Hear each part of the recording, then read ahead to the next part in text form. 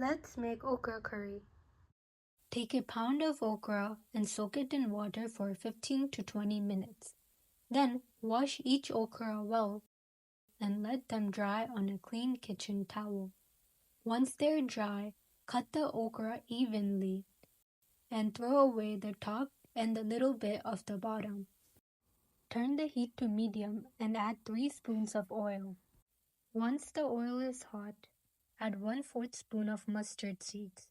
After hearing it crackle, add 1/2 to 3/4 spoon of red chili powder, 1½ spoon of coriander powder, 1/2 spoon of salt, and 1/4 spoon of turmeric, and mix everything well. Add the okra and mix again. Put a lid and let it cook for 15 to 20 minutes. Your okra curry is now ready. Enjoy!